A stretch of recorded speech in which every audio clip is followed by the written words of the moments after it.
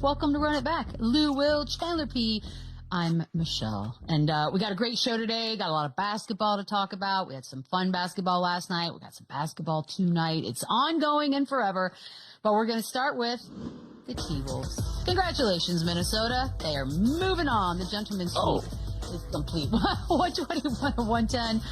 By the way, first time that the T-Wolves have made it back-to-back Western Conference Finals. Ain't bad. Anthony Edwards with 22, 12, and 7. Julius with 29, 8, and 5. Conley threw in 16. Kuminga, gotta love it, off the bench with 26. They have now beaten the Lakers and the Warriors in these playoffs. And a month ago, maybe even more, I'm not sure what we thought was going to happen, but probably not beating both of those teams. Let's talk about this. Are we believers now, Chandler, in this Minnesota squad? Yeah, I mean, how can you not be? This team it's so complete. They're tough. They defend.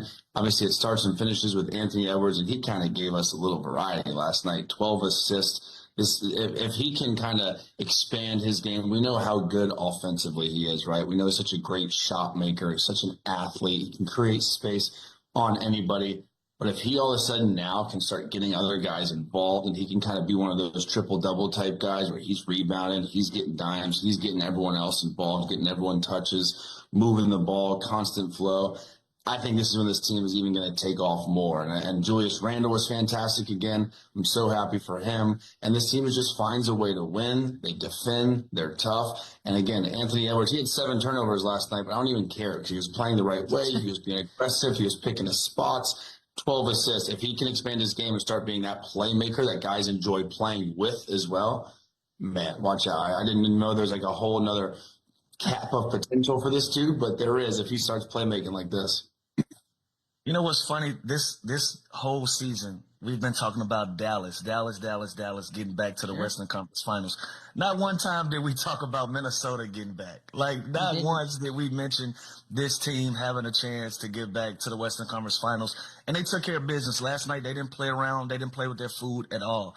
Shot damn near 62, 63% from the field. They could have threw it to the athletic trainer. He might have got a bucket for him last night. You have 6 different guys in double figures. Naz Reid had a slow night, but he still was efficient, even just taking, he took 5 shots, and he was 3 for 5 in the 5 shots that he took. Like, everybody contributed something. Everybody put something on the table. Mike Conley was a pleasant surprise to have a big game. You love to see the OGs and the vets have big games and get you over the edge. But this team is dangerous. Man, they're peaking at the right time. They're playing good basketball. They're confident. Everybody is throwing something in the pot. They're going to be a tough out for OKC or Denver. I still like OKC if they come out of that side. But still, all in all, they've done everything they can to earn an opportunity to be where they are. And they're going to be a tough out for any one of those 2 teams. Like, I know you can't plan it. Obviously, it's part of the greatness of sport. But this whole getting hot at the right time is a beautiful, beautiful thing. And we're watching it happen, not just here, but we're watching on the other side in the East as well. Just for Anthony Edwards' purposes, I want to make sure we get this out there. With the 12 assists last night, P.S., they're 8-0 when he's got 4 or more of those bad boys. And 12 is now tied for the most he's had in any game ever. Playoffs, regular, what have you. T-Wolves Thunder. I'm not counting out the Nuggets yet. But the fact that we may get a T-Wolves Thunder Western Conference Finals, that is some young, powerful star power. How much do you think the league is salivating, Lou, at the idea that this is coming, possibly? They should be happy either way it go, right? Like, one way or another, you got your up and coming face of the league, even though he's fighting that title, but it is what it is. It is what it is. You got your up and coming face of the league. You got your other face of the league on the other side, your MVP that's going to be announced in a few days or so, and then you got your 3-time MVP. No matter what, you can't go wrong in a Western Conference as far as the fans go and matchups go. You can't go wrong. This is what you wait for. This is what you expect. This is what the playoffs is all about. You want to see the best of the best going up against each other, so it's no excuses. Everybody that you would want to be involved is involved. You're going to get some high-power matchups one way or another, so it don't even matter to me. Yeah, you can't lose, right? Like, you have the best player in the world, Jokic. You have 2 young guards that are going to be guarding each other and they're more of obviously same position, so that'll be fun. No doubt if it gets to Minnesota, Oklahoma City, I think Lou Dort is obviously the guy that's going to start on Anthony Edwards. and McDaniels would probably start on SGA, but they're going to spend some time on each other. And these are two of the best guards, not young guards, two of the best guards in the NBA, two of the best basketball players in the NBA. And they are the face of the NBA, whether they like it or not. So I think either way, we're set up for an unbelievable Western Conference final. But it's crazy. We expected, the Nuggets to be in the mix. We expected the Thunder to be there.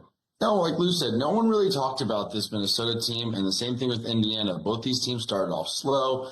Minnesota makes the big move. It's not going to fit. Are they going to get off Rudy? Are they better small? Should Julius Randle, we were talking about, should he come off the bench when they start Naz Reid? This team has figured it out, and you can get hot like this, and this is how you win a championship. It is wide open. When this team can score the way they score, they have star power like they have, and they can defend, and they're healthy, and they're peaking at the right moment. It's exactly what you want to happen. If you're a Minnesota Timberwolf, you are peaking and playing your best basketball when it matters the most. That's exactly what's happening right now. So OKC still has their hands full tonight with Denver. I'm not counting Denver out either, but hats off to Minnesota, Chris Finch, because this was an awesome job, and no one really saw this coming. Everyone was talking about the Lakers, the Mavs, the Nuggets, Rockets were a 2 seed, Warriors. No one gave the Minnesota Timberwolves the credit that they deserve, and they're going to the back-to-back Western Conference Finals. They bought in. The Pacers of the West. That's what they should put on the shirts. Right, Beetle. Like they bought in. These guys, they didn't come into these playoffs hoping to get lucky. It goes back to Anthony Edwards' first presser about the Lakers. They expect us to lose, but we expect to win. Like, they're not surprised. They came into this thing knowing and feeling like we can beat anybody. When you have a team that buy in like that, they're going to be a tough out for anybody. And as you see in these playoffs, they surprised you once, they surprised you twice. Now they're going to keep going. Let's see what they do in the next round to try to get to that ultimate goal of being in the NBA Finals. And by the way, if you hadn't seen the post game last night with Lauren Jabbar on TNT with Julius Randle, it was awesome because he was stoked. It's his first time in a conference finals, but he also was so just talking about Anthony Edwards in such a great light that it was a good moment. But we do need to talk a little bit about the Warriors because you know what? We all started to believe in it.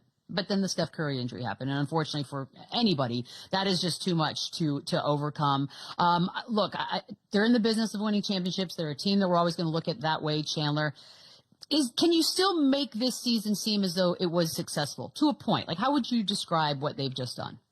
Yeah, I think it was a huge success. You go and get a Jimmy Butler at the trade deadline. You have an unfortunate injury with Steph Curry where this series kind of shifted immediately when that happened. You kind of knew that they were doomed when that happened, but listen, they got better at the deadline. They extend Jimmy Butler for 2 years. They have assets to continue to get better. They do have a huge decision to make here on Jonathan Kuminga because he was one of the assets they wanted to hold on to, but then they didn't play him. And so, not that they devalued him, I think he's kind of brought that back up and kind of answered all those questions, whether he can play or he can be that guy that a team's going to go and throw a huge contract at in restricted free agency this summer. But they definitely are there. They have the pieces. They have Steph Curry coming back, who just came off a great year. His hamstring, he's going to have a full off season. It's not like he's going to have to require surgery. It's not like he's going to miss that much time. Obviously, they're getting a year older, him, Draymond, Jimmy, but you tweak a few things. You go and sign and trade at Kuminga and bring on something more because I can't imagine